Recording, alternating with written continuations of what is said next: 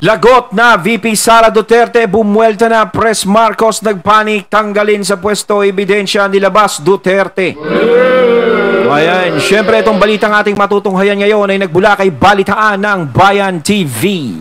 At syempre ilalagay ko sa description box ang link ng channel ni Balitaan ng Bayan TV para maging updated po kayo sa mga balita na kanyang inihahatid sa atin. At syempre ito ang inyong lingkod na si BT na magbibigay ng reaksyon at komento dito sa video ang ating matutunghayan ngayon. At huwag na natin pagtagalin at sabay-sabay na nating panoorin ang laman ng video na hatid sa atin ni Balitaan ng Bayan TV at bibigyan natin ng reaksyon ng balitang ito. Pasok! Bayan TV.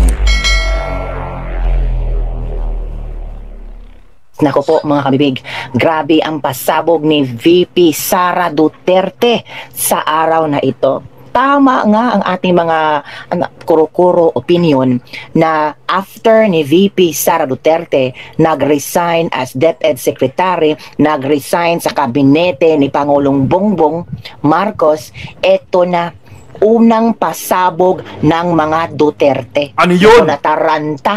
Nataranta na ang mga kalaban nila. Parang hindi nila malalaman ba, hindi nila in-expect na ito yung unang pasabog ng mga Duterte. Nako kabibig.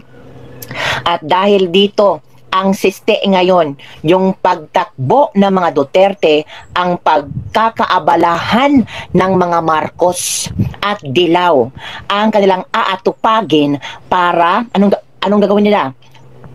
Gagawin nila lahat para mapasama sa publiko ang mga Duterte. Nako, gusto ko yan, bongga yan. Di na makatulog si Tamba. Sa pagtulog ni Tamba, mananaginip siyang talunan. Ganyan naman yung nangyayari talaga, di ba? Parang lumalabas na talagang masama yung mga Duterte. Oh, di ba? Kahit naman ngayon dami nagsasabi ganyan. Duterte daw ang may kasalanan sa lahat. Maraming ibinabato sa kanila, di ba? Kasi ramdam sa kanila na sila yung magiging pinakamalakas na kalaban sa susunod na eleksyon. Nako, kabibig. Hindi ako boboto, Dr. Never noon. Binoto ko siya ngayon. Hindi kami boboto. Wala kaming pakialam sa'yo, Sharon, too much. Merlita Bongabong, hello. Salamat sa panunood po. Good PM po sa ating lahat. Kaya nga, ito na ang mga pulahan magsanib puwesa. Diba, sabi nila? There's a tendency na magsasanib puwersa ang pula at dilaw.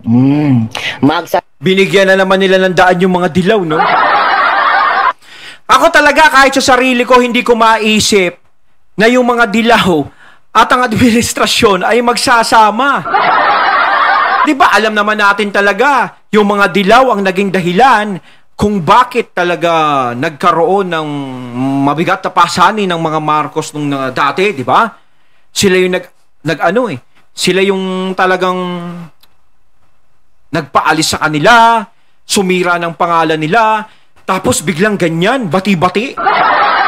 Hindi biro-biro kasi yung ginawa sa kanila iniisip ko, parang walang kapatawaran yun. Diba? Kahit yung ama nila ayaw ipalibing ng mga dilawan, talagang kontra ng kontra. Kahit nga nung presidente si FPRRD. Diba? Pinalibing ni FPRRD ang ama nila PBBM, nila Aimee.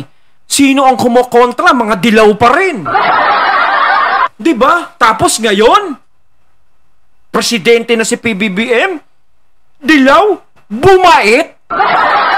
So, naniniwala po ba kayo sa ganyan? Nako, natural po, siyempre, nasa posisyon kayo, kaya wala silang magagawa, kundi makisama sa inyo. Diba, hindi naman pwede na ay, ang bait-bait naman ni PBBM. Ang bait pala ng mga Marcos. Diba? Kailangan, bakit natin sila inaway? Wala naman siguro nag-iisip sa kanila ng ganun. No? Na ganyan ang naiisip nila. Ibig sabihin, sa tagal ng panahon, ilang dekada silang galit sa mga Marcos. Ngayon lang nila naisip na mabait ang mga Marcos. Oh. Kung hindi kaya naging presidente si PBBM, ganyan pa rin kaya ang pakikitungo ng mga dilawan? Diba? Sino lang ba ang nagbigay ng pahalaga? Uulitin uli natin. Sino ang nagbigay ng pahalaga sa mga Marcos? Sino ang sumuporta? Ang mga Duterte. Pero sila ang nawala. Halos kasi napasok ng mga anay. Ang hirap talaga kapag ang bahay mo pinasok ng anay. Lahat sisirain. Ganyan talaga eh. 'Di ba? Ang tibay ng pagsasamahan ng Duterte at Marcos, nasira lang ng mga anay na yan. 'Di ba? Sayang. Tapos biglang mababalitaan natin ngayon, magiging magkakampi sila, magtatandem sila ng... Naku po, gising po tayo, 'di ba? Iba na po ang ginawa sa inyo dati niyan. Dapat pa po ba kayong magtiwala? Hindi ko naman sa inaano, 'di ba? Hindi naman po kasi simple ang ginawa sa inyo niyan. 'Di ba? Napakabigat ho ng ginawa sa inyo. Kahit ba sabihin hong pinapatawad nyo na po sila, kahit ganun, pinapatawad ko na kayo. Pero yung tiwala po, magbibigay na naman kayo ng 105% o 175%? Ganon? Ay, nako. Sanib puwersa ang pula at dilaw. Bakit? Naramdaman nila una pa lang pag-upo ni Bongbong Marcos, nakalaya na si Lela de Lima. Di ba? At ngayon ay lahat ng kaso... So, yun ang tinitignan nila, ganun. Lela de Lima. Libre na si Lela de Lima. Naku po mga kabibig. Paano na yan? Paano na yan kabibig? Na talagang komplitos recados na talaga ang mga Duterte. O, kahit pa magsanim sa talo yan, no, talo yan, no, dito sumanda kayo pagbaste ang Pangulo. Nako, ramdam ko ha, bakit sumasali itong si Baste sa Maisog Rally? Bakit pag si Baste na ang magsalita sa Maisog Rally ay para nating naalala kung gaano kagaling si Pangulong Duterte? Di ba mga kabibig? Hindi nyo lang iyon naramdaman, pero ramdam ko noon na meron silang plano, kasi nakikita nila pinagbigyan nila si Marcos. Akala nila ang Vice Presidente si Sara ay pwede niyang kausapin si Bongbong Marcos sa mga nasimulan ng kanyang tatay, Digong, para i-continue ni Marcos. Pero biglang nag-iba ang landas ni Marcos. Patungo sana sa Uniteam, napunta sa Uningag. Unilab na lang. Diba? Nag-iba eh. Yung syempre, ituloy mo na lang, tapos dagdagan mo. Kaso nga lang talagang walang nangyaring tuloy eh. Mas naniwala doon sa mga alitap-tap na nakaikot. Ang lakas ng mga powers ng mga yun. Ang lakas siguro nilang kuminang, no? Grabe. Uniteam sana, ngayon Uningag. Kaya itong mga Duterte, sabi na, it's time na. Pinagbigyan na namin yan, pero parang lumiko ng landas. Kahit nga vangag na vangag yan, sinabihan na tayo ni Pangulong Duterte nga vangag na vangag, pero ay pinagpatuloy pa rin. Di ba mga kabibig? O, gusto nyo malaman kung gaano kalaki itong breaking news na pinagpasabog ni VP Sara Duterte at pinag-uusapan ito sa iba't ibang mga iskinita. Sa iba't ibang eskinita, pinag-usapan ito. Sa mga marites tungkol sa politics, pinag-usapan ito. Sa mga congressman, parang nanginginig na sila. Paano na lang kung si Baste ang mananalo sa 2028 election? Goodbye ang ating mga maliligayang araw. Paano lang... Si Baste, kung tatakbo sa 2028 election? Parang nakikita ko nga sa kanya, no? Parang iisa sila ng aura ni FPRRD. Parang mas matapang to si Baste. Bata-bata pa. Nako. Siyempre, medyo mapusok yan. Nako. Kaya nagkakaroon ng nervyos yung mga kalaban dyan. Kung hindi tatakbo si BP Sara, si Baste. Ganun ba yun? Tingnan natin. Kung uupo si Duterte, ang dalawang Duterte, ang tatlong Duterte sa pagkasinado. Paano na lang ito, pakinggan natin ang interview ni VP sa Senado ba? Sa Senado? Naku bigat noon pag nagtakbuhan ng senador yan. Duterte sa pagbibigay na isang malaking pasabog. Nadam ko talaga, sabi nga ninyo di ba sabi ninyo, maghintay-hintay lang tayo kabibig kasi meron yang pasabog sila nang makaalis si Sara sa tanikala ni Bongbong Marcos. Meron talaga yung ipapasabog, isang malaking pasabog na kung saan ay masyasyak lahat. Eto na, una pa lang yan una pa lang yan, pero nataranta na ang kabilang iskinita. Ito ang tanong ko, pabor ba kayo natatakbo ang mga Duterte sa Senado ngayong 2025? Comment below.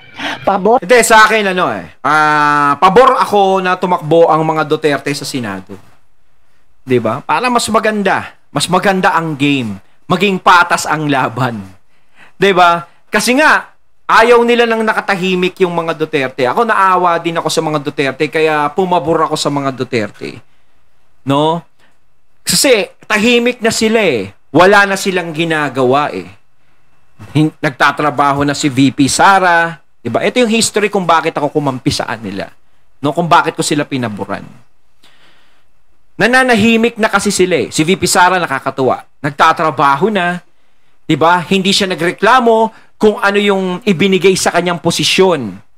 Sa DepEd, nilagay siya. O sige, go lang. Nababalitaan ko naman na maganda yung nagiging patakbo niya sa DepEd.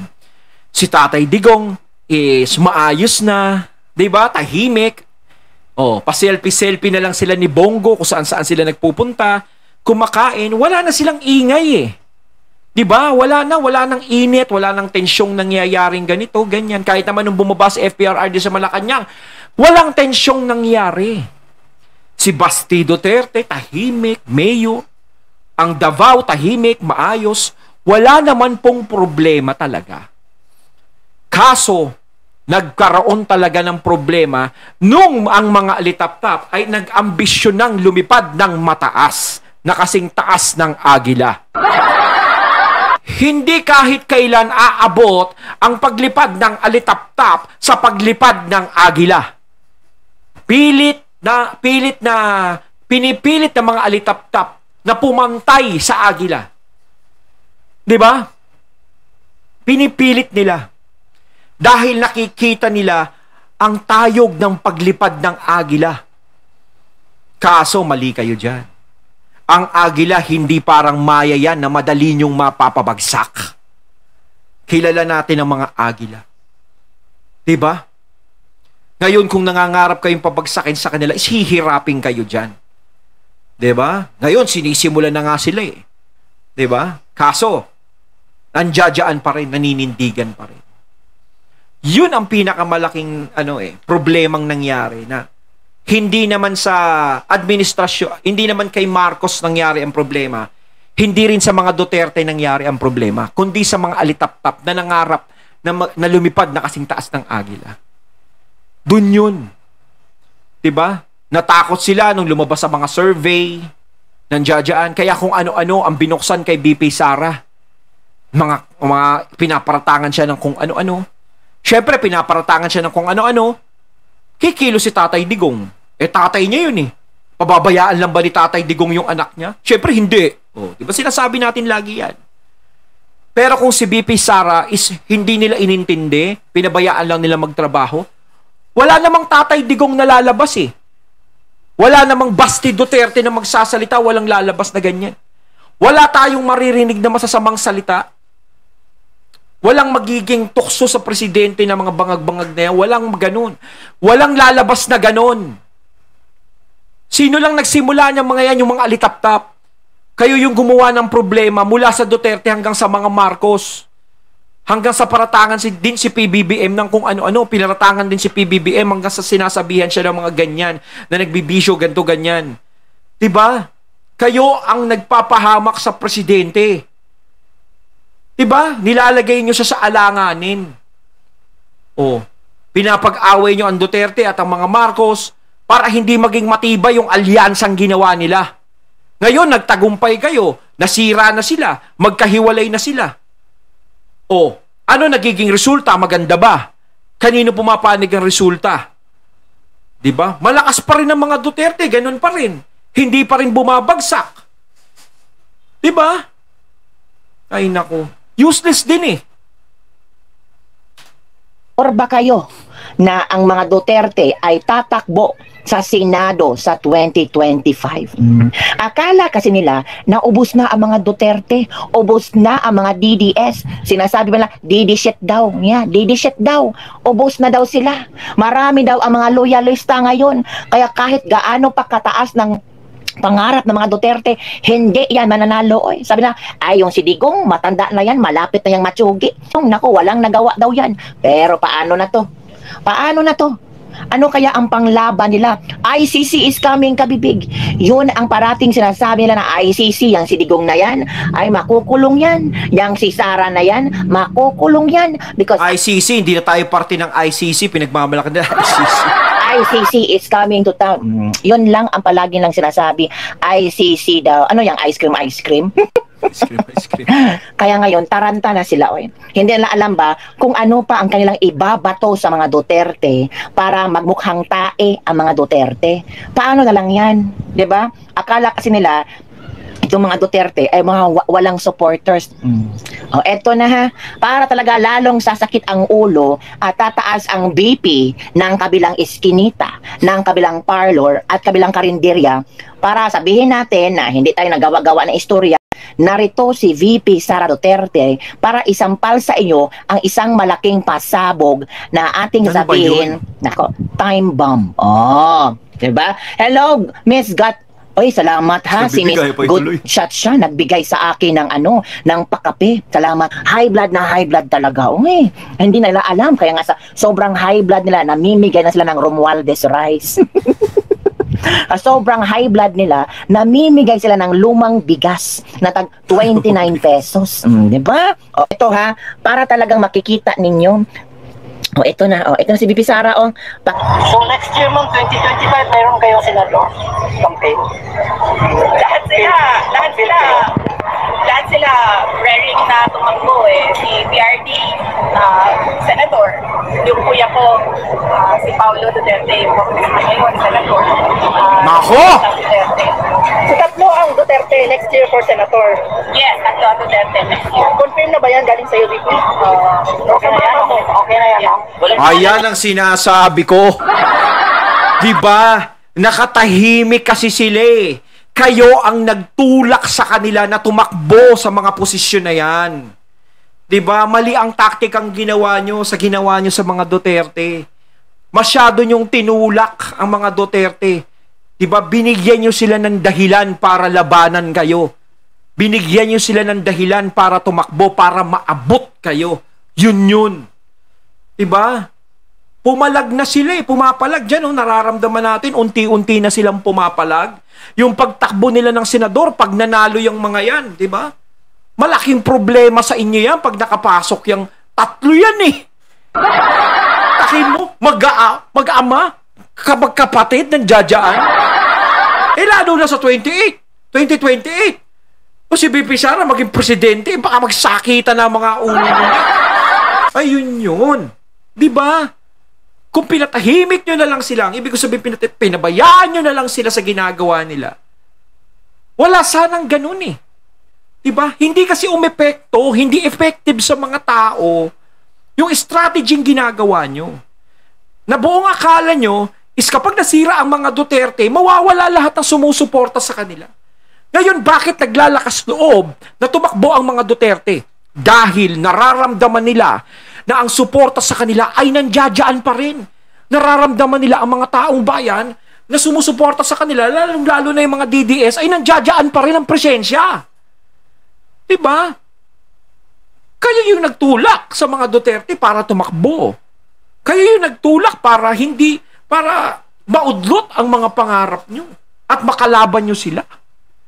Diba? Kung kayo ay nanahimik, nagtrabaho, naglingkod dala sa bayan at hindi na pinoblema ang mga Duterte, di wala sanang problema. Kaso ganyan eh. Kung sila pinabayaan nyo, baka nga walang Duterteng tatakbo eh. Baka mamaya mag-mayor na lang sila doon, mag-congressman na lang sila doon sa Davao. Si VP Sara magpahinga na. O si Tatay Digong magpahinga na. Siyempre, kailangan ni Tatay Digong ng pahinga. May edad na yan. Kaso wala eh. Tinulak nyo sila para labanan kayo. Diba? Ganyan naman eh. Kapag ang tao tahimik, ayaw mong tigilan. Binubuli mo, winawalang ya mo. Masasagad yan. Lalaban at lalaban yan. Ganyan ang nangyari ngayon. Ano mag-presidensya sa Philippines? Tingin sa kuwan mga So next year, ma'am, 2025, mayroon kayong senador campaign.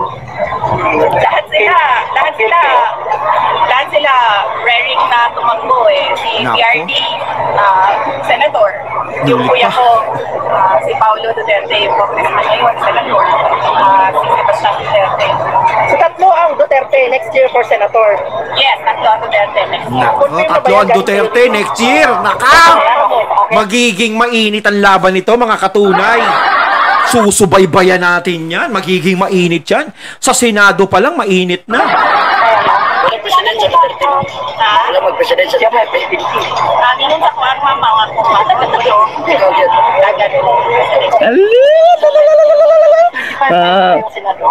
Campaign. Lahat